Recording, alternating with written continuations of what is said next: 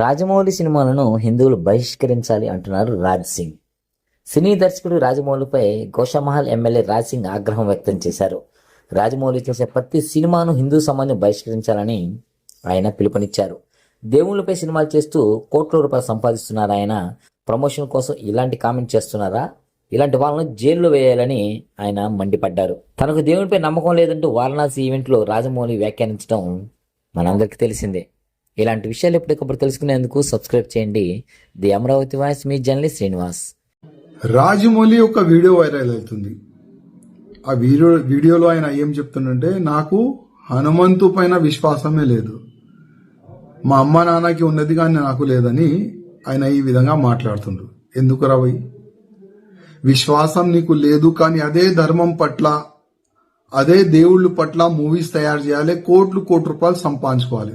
అసలేంది నీ ప్లాన్? ఏంది నీ ఆలోచన? ఏంది అంటే ఆల్రెడీ ఇంకొక మూవీ తీస్తున్నావు వారణాసి, దాంట్లో మహేష్ బాబుకి తీసుకున్నావు అంటే ఆ మూవీ ఎక్కువ ప్రచారం కావాలని నీ ఉద్దేశమా, లేక నిజమైన నువ్వు నాస్తికుడా?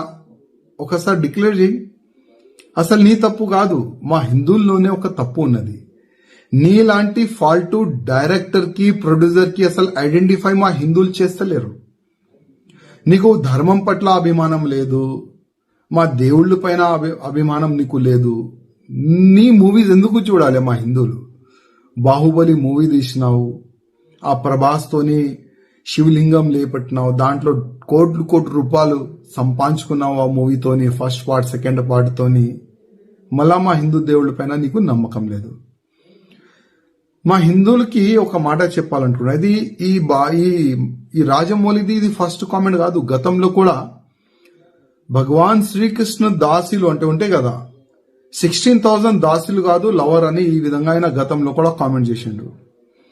మళ్ళా నాకు రాముడి పైన విశ్వాసం లేదు, రాముడి స్టోరీ బోరింగ్ స్టోరీ అని కూడా ట్వీట్ కూడా గతంలో చేసిండు.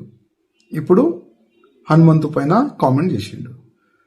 నా హిందువులారకి ఒక నివేదిక చేస్తున్నా, ఇట్లాంటి ఫాల్తూ డైరెక్టర్, ఫాల్తూ ప్రొడ్యూసర్ పైన కంప్లైంట్ ఇవ్వండి.